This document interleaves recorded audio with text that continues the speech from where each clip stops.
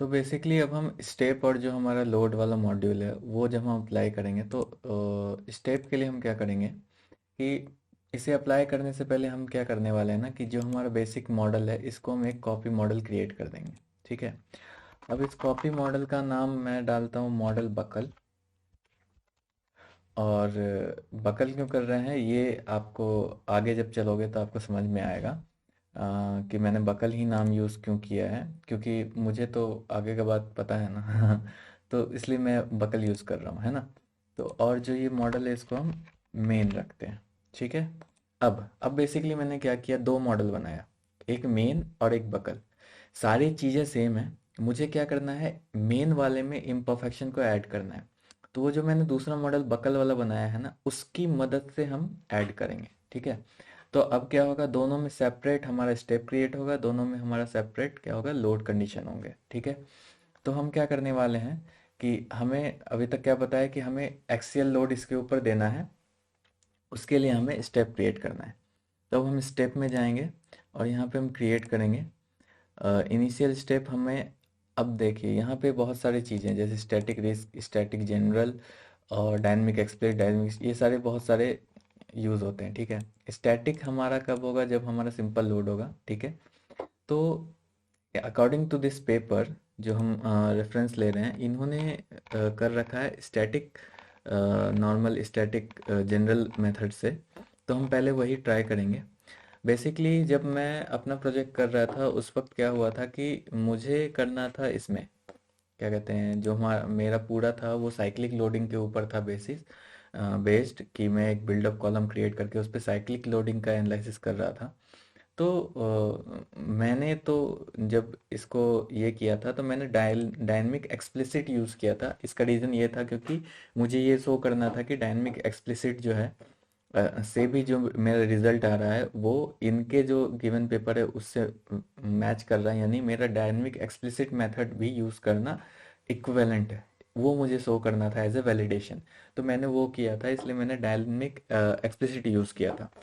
इन्होंने कर रखा है स्टैटिक जनरल, तो हम अभी स्टैटिक जनरल लेके ही चलेंगे। मेरा वैसे जनरल में एरर भी आए थे, तो सो मैं बिना एरर को रेक्टिफाई किए हुए मैं डायरेक्ट शिफ्ट कर गया था। इस बार अगर एरर वगैरह आते हैं तो मैं उसे रेक्टिफाई करता हुआ जाऊंगा। या फिर हम डायरेक्ट जो है ना एक्सप्लिसिट से भी करके देखेंगे, इसमें एरर कम आते हैं क्योंकि ये न्यूअर वर्जन है हमारा और जो जनरल वाला है वो बहुत पुराना है। ठीक है। तो हम इसको सिलेक्ट करते हैं। अब ये हमें पूछ रहा है, ये एन एल जियोंग को ऑन रखते हैं, ये बेसिकली जो है ना नॉन लीनियर इफेक्ट को कंट्रोल करता है। ठीक है। और टाइम पीरियड हमारा 1 है। अब हम टाइम पीरियड कब चेंज करते हैं, जब जैसे कि हम साइक्लिक लोडिंग यूज़ कर रहे हैं तो टाइम पीरियड अगर हम जैसे 1 है तो मतलब कि 1 मिनट में क्या हो रहा है, 1 सेकंड में क्या हो रहा है, ये इसमें यूनिट नहीं होता, आपको भी पता है। तो जस्ट ये एक तरह से रेफरेंस हुआ। अगर जैसे कि मैंने क्या किया, साइक्लिक लोडिंग दिया और वो क्या था, साइकिल जो है वो continuous to and fro motion क्या है 8 सेकंड तक हो रहा है, 8 सेकंड तक हो रहा है, तो हम यहाँ 8 पुट करके फिर आगे बढ़ते हैं। ठीक है। लेकिन क्योंकि अभी मुझे कुछ उससे मतलब नहीं है तो मैं सीधा 1 रखूँगा। इंक्रीमेंट जो है इसमें हम नंबर ऑफ इंक्रीमेंट हम इंक्रीज कर देते हैं ताकि हमारा जो इंक्रीमेंट की वजह से एरर ना आए। ठीक है। मतलब कि अगर जैसे एनालिसिस हो रहा है तो वो एक स्टेप इंक्रीमेंट, दो इंक्रीमेंट, इस तरह से इंक्रीमेंट होते जाता है हर एक जो एनालिसिस का एक एक जैसे एक एक मटेरियल का कॉर्नर है उसका एनालिसिस कर रहे हैं तो वो एक सिंगल इंक्रीमेंट में रिकॉर्ड होता है। तो इस तरह से नंबर ऑफ इंक्रीमेंट इंक्रीज होकर के हमारा एरर ना आ जाए। ठीक है। इनिशियल जो हम रखेंगे 0.01, इसका मतलब क्या है कि इनिशियल हम स्टार्टिंग 0.01 इंक्रीमेंट से स्टार्ट करने वाले हैं और मिनिमम जो है ना वो 0.015 रख देता हूँ। इसका ज़्यादा ये नहीं है कि ये हो गया कि इनिशियल मेरा जो स्टार्टिंग होगा वो 0.01 से होगा। मिनिमम वैल्यू मेरा इतना हो सकता है, मैक्सिमम 1 ही रहेगा, ये नहीं कि एक।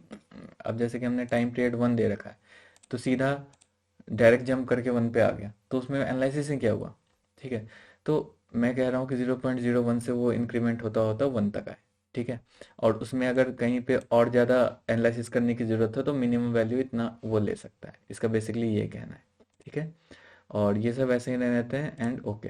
तो ये मेरा स्टेप क्रिएट हो गया किस वाले में, जो मेरा मेन मॉडल है उसमें। ठीक है। और नेक्स्ट हमारा क्या होगा, लोडिंग। ठीक है। अब देखिए लोडिंग हम ना एबेकस में दो तरह से डाल सकते हैं, ठीक है।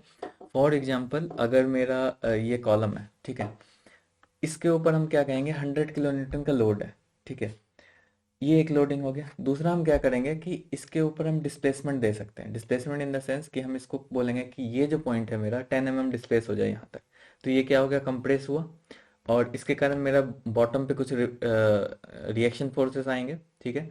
तो डिस्प्लेसमेंट की वजह से रिएक्शन फोर्सेस आए, ये भी हमारा क्या हुआ, लोड हुआ एक तरह से, ठीक है। अब क्या है, जो हमारा ये पेपर है, ठीक है, इसमें क्या दे रखा है कि इन्होंने axial strength versus axial displacement, मतलब axial load versus axial displacement लिया है इन्होंने। तो अब जैसे कि दो चीजें हम कर सकते हैं, या तो हम ये एक्सियल स्ट्रेंथ जो इन्होंने किलो न्यूटन में लोड दे रखा है 75 का, ये हम डाल दें तो हमें डिस्प्लेसमेंट मिलेगा, या हम डिस्प्लेसमेंट डालें तो ये लोड मिलेगा, ठीक है। तो इसमें हम क्या करने वाले हैं, क्योंकि अ, अभी तो हमें वैलिडेशन करना है, तो हमें पता है कि ठीक है कि हम जो है ना इसमें क्या कर सकते हैं, लोड डाल सकते हैं, 75 मेरा मैक्सिमम वैल्यू है। लेकिन जब हम रियल एनालिसिस कर रहे हैं तो हमें तो कॉलम का नहीं पता है ना, हम तो वो देखना चाह रहे हैं कि वो आखिर में कितना लोड ले सकता है, ठीक है। तो बेसिकली हम क्या करते हैं कि उस केस में हम क्या करेंगे, 10 20 ऐसे करके 10 mm का जो है ना हम डिस्प्लेसमेंट प्रोवाइड कर देंगे, जिससे कि क्या होगा, वो डिस्प्लेसमेंट करेगा और कितना लोड हमें देगा, मतलब 10 mm पर हम रखे एक तरह से बाउंड्री कि 10 mm तक हमारा लिमिट है, उससे ज़्यादा हम डिस्प्लेसमेंट कॉलम में नहीं आने देते हैं। उस बीच में हमारा क्या एक्सियल स्ट्रेंथ आया वो हम चेक कर रहे हैं, ठीक है। तो हम एबेकस में जाएंगे, यहाँ पे हम लोड में जाएंगे, क्रिएट करेंगे, और इसमें कॉन्सेंट्रिक फोर्स, ठीक है, इसकी जगह पे हम क्या करेंगे, ये हो गया कॉन्सेंट्रिक फोर्स, ये कंटिन्यू करेंगे, और ये हमें एक पॉइंट चूज करने को बोलेगा, वो चूज करके हम ये डन करते हैं। तो ये क्या बोलता है कि हमें अब हमें फोर्स का वैल्यू दीजिए, कितना किलो न्यूटन क्या है, ठीक है, डिस्ट्रीब्यूशन कैसा होगा, और किस डायरेक्शन में, तीनों डायरेक्शन में क्या क्या लोड का वैल्यू होगा, ठीक। दूसरा हम क्या कर सकते हैं सेम वे में, यहाँ पे क्रिएट, ठीक है, और इस बार कंसंट्रिक फोर्स की जगह क्या होगा, डिस्प्लेसमेंट का वैल्यू देंगे, ठीक है।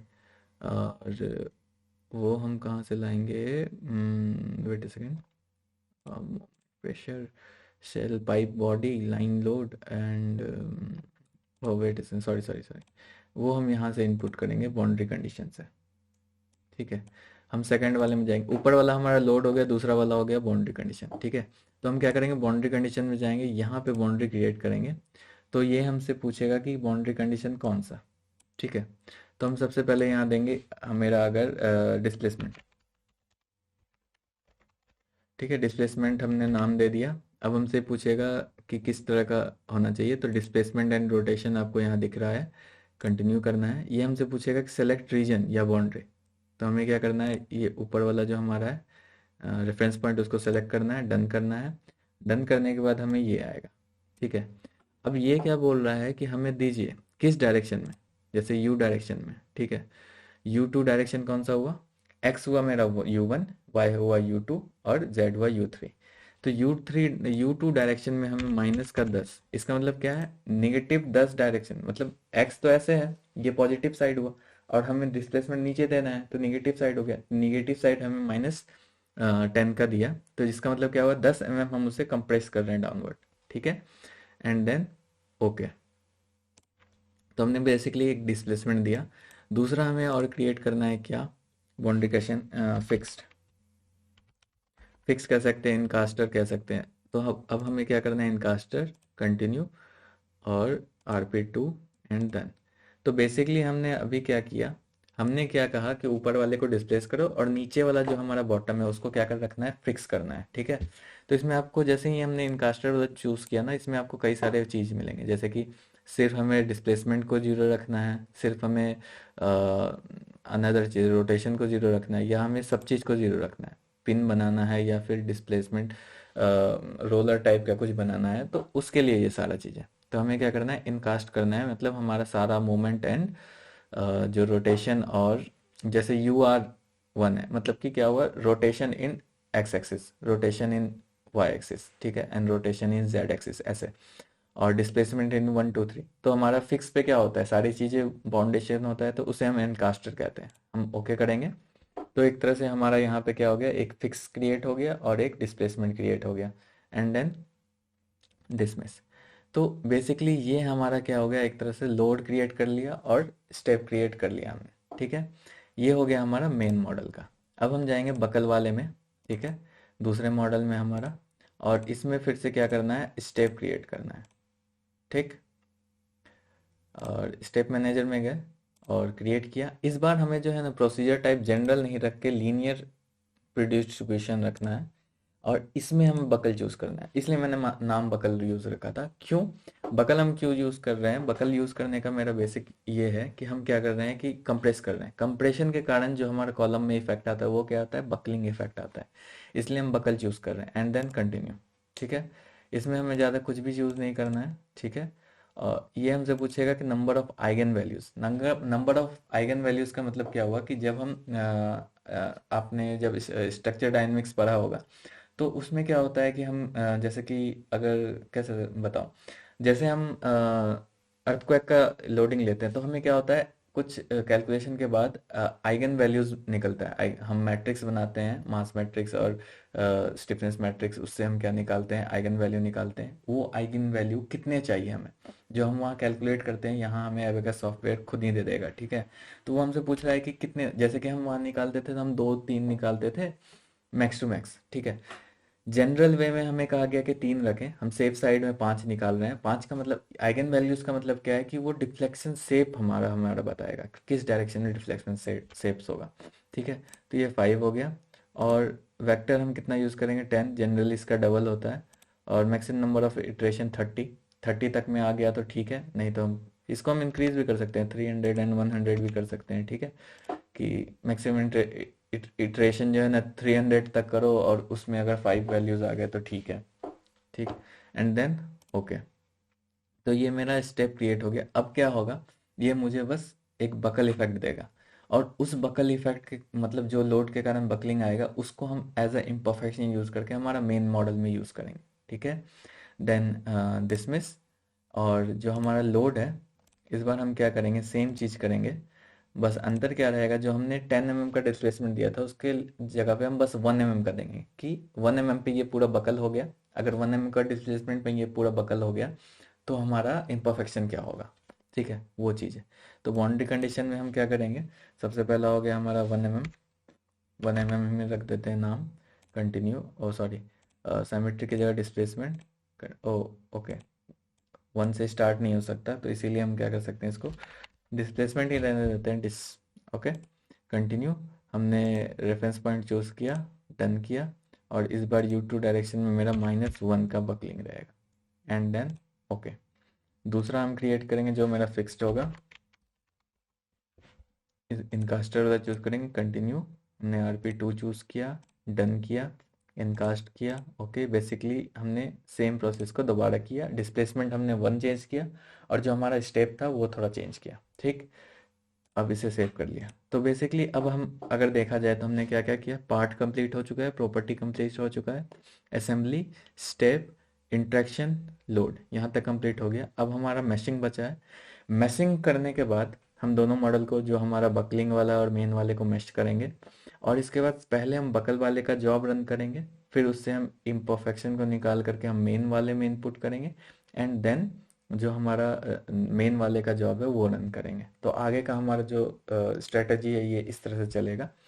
और और तो तब तक हम वेट करते हैं अगले वीडियो के लिए। आप अगले वीडियो में मिलिए और आगे का प्रोसेस इसी तरह चलता रहेगा। धन्यवाद।